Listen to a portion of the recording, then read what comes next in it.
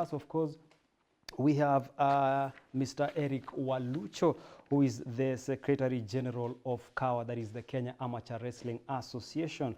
And he is also a former wrestler and a former coach, but now he is the Secretary General and, of course, a sports administrator who is going to help us today in this event, now that most of us Kenyans don't really understand what it gets. To know more about wrestling, and the Kenya Amateur Wrestling Association's Secretary General is here with us to help us. Mr. Eric Walucho, karibu.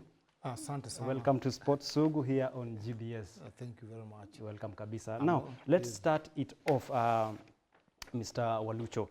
And can you give us an overview of the recently held East Africa Regional Development Tournament hosted in Nairobi last weekend? An overview on how it went down. Okay, thank you very much. I think what I should just try to highlight is that this tournament is something that has been planned for a long time, and you need to prove so that you can be given this opportunity to host such a development program. And these are done regionally. For instance, we have got the West African, the South African, and then the East African region in Africa. And it's all over the world. These are the programs that are given by United World Wrestling to those developing countries in wrestling. So Kenya has been participating in so many international championships, like the World Championship, the African Games, African Beach Games, where we have been winning medals. So the world body saw that if at all they can assist Kenya start to have such a type of tournaments, then that means we are going to advance our, make the sport grow within our region, which is the East African region. Now, Kenya was, first of all, I would like first of all to thank the world president, who is known as Nedad Lolovic, and because through the proposal done by Madam Deka, who was just in as the other day, who is the director of the development, the director of technical in the World Wrestling. Yes. Did the proposal, gave it to the World Wrestling, and also being supported by the director, that's the development officer in Africa, Vincent Aka. They really appreciate what Kenya is doing, and they said if they could be given a push, Kenya could become our prowess in the world and in Africa and even beyond. So it's a program that has been we have been pushing for the last 5 years.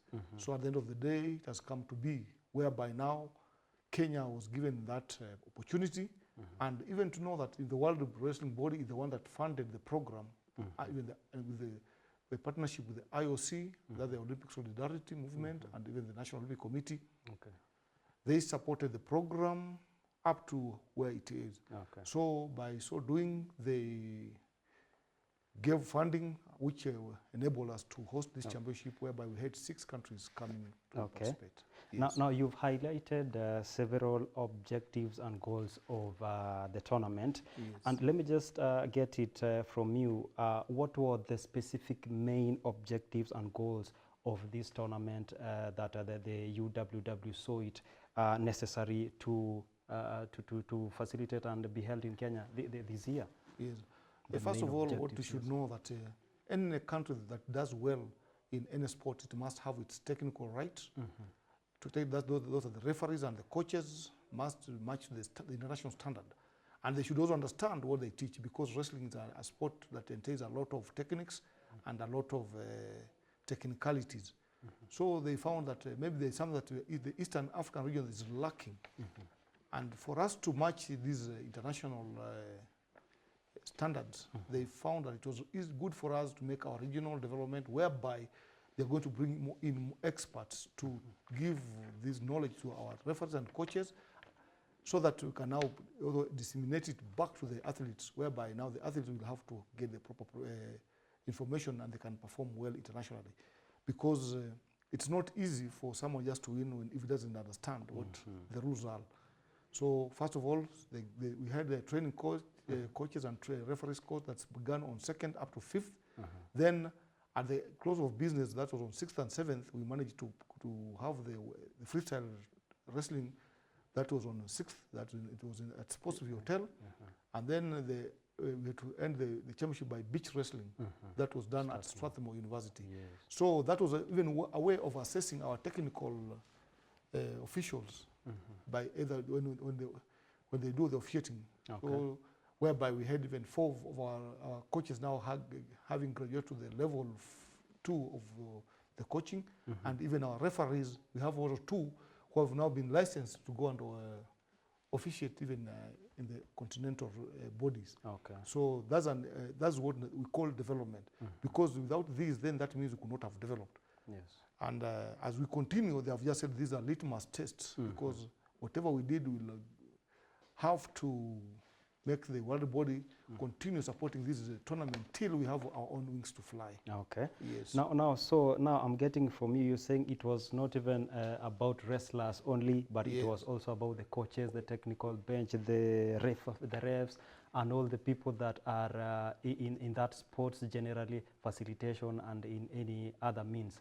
Of course. And if I may ask you, how many countries did we have as participants who involved in this tournament, and how did generally, in your view, how did the event unfold? Yes. Okay, first we had 6 nations participating, Kenya inclusive. You saw that we had Mauritius, we had Tanzania, Burundi, we had that's Tanzania, Burundi, Uganda. Uganda, yes. Yes. Mauritius, Kenya, and Sudan. And Sudan. But Sudan, due to some problems over there. South Sudan? Yes, Sudan? that's South Sudan. Yes. Oh, okay. Yeah, we managed to have one who came late, but they managed to appoint at the championship. But all in all these countries, most of them even were sponsored by the United World Wrestling to bring 3 wrestlers at least to make the tournament a success. So that's a credit goes to them, because without them even coming, then the tournament could not have happened. So overview is that with whatever is happening now, for example, this tournament, it was the first edition. So they wanted us to develop our athletes, at the same time develop our coaches and the referees, so that we can sustain our own. At the end of the day, we had 20 coaches from our country, whereby 16 of them got in level 1, and then 4 were given level 2.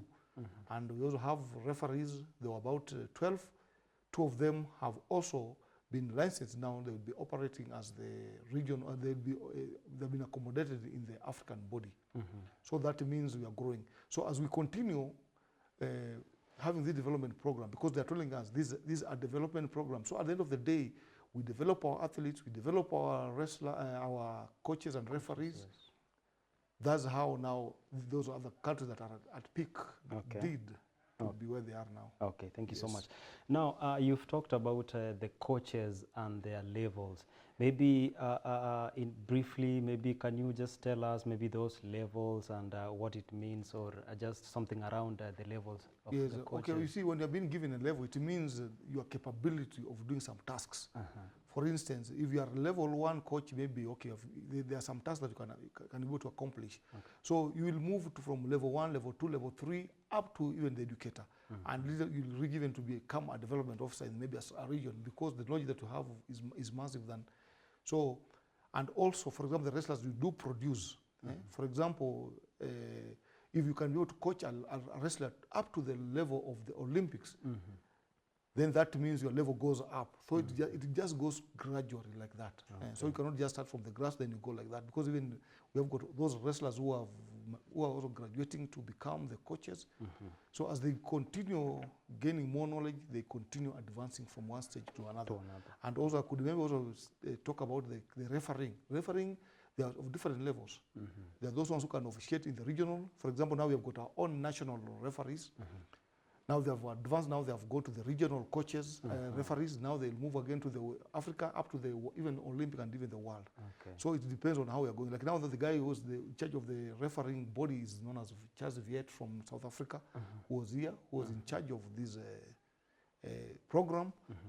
So it's him who recommends, because he has been in so many championships. He's a person with very much experience, has got vast knowledge, which is now saying that even Kenya has.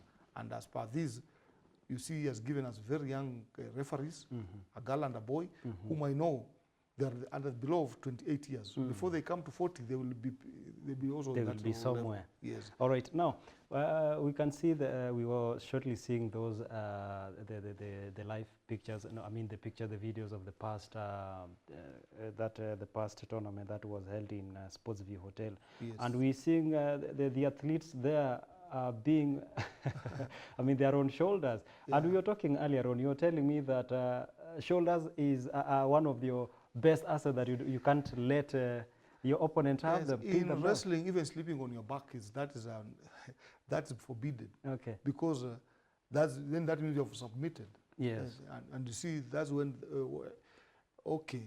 So generally, maybe you can just tell us the rules, how it Yes. goes, so that we can understand it better. When you hear something about, we normally say the technical knockout is you landing on both the shoulders.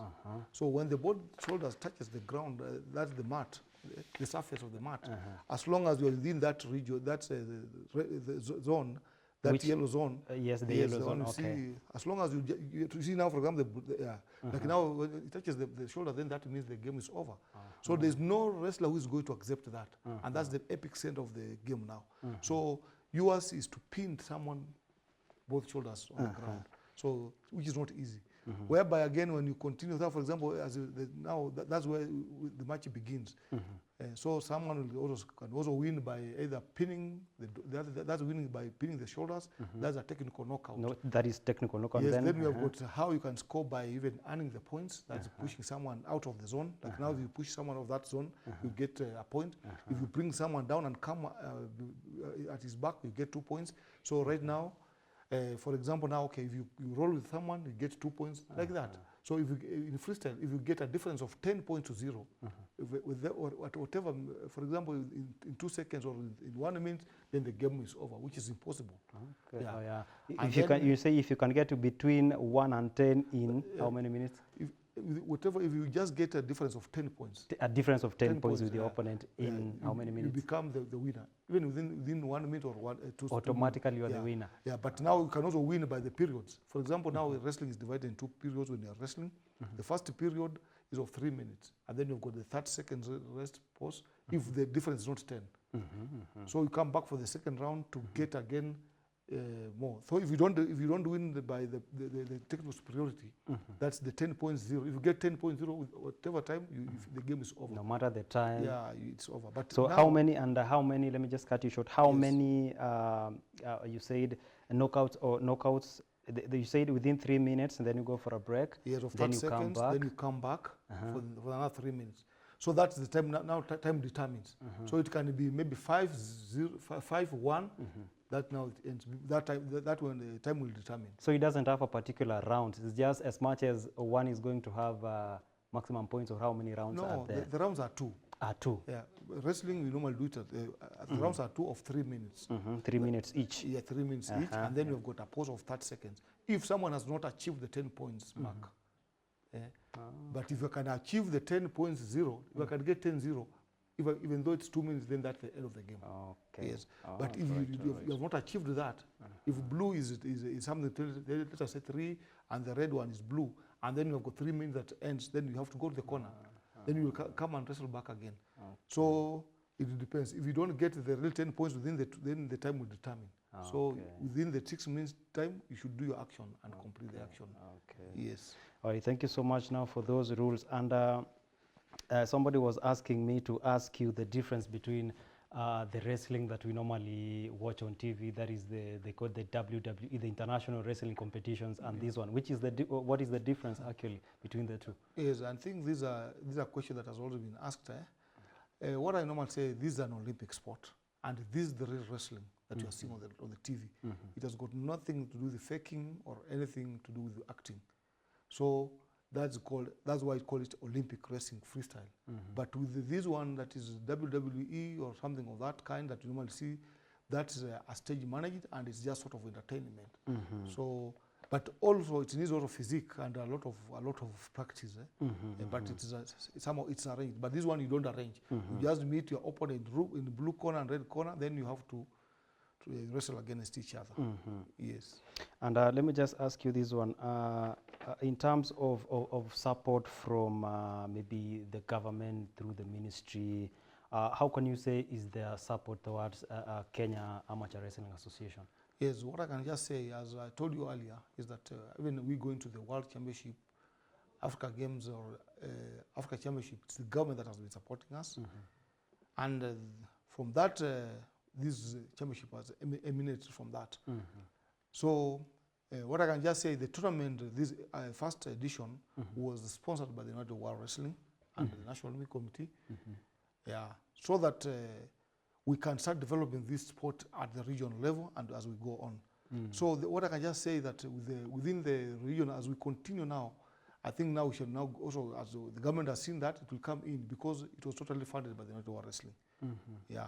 For instance, now there are so many things, there are so many loopholes that even we think if the government now can chip in, it's going to become a better and better event, and it's going to become very vibrant. Okay, hold on there. I'll be coming back to you.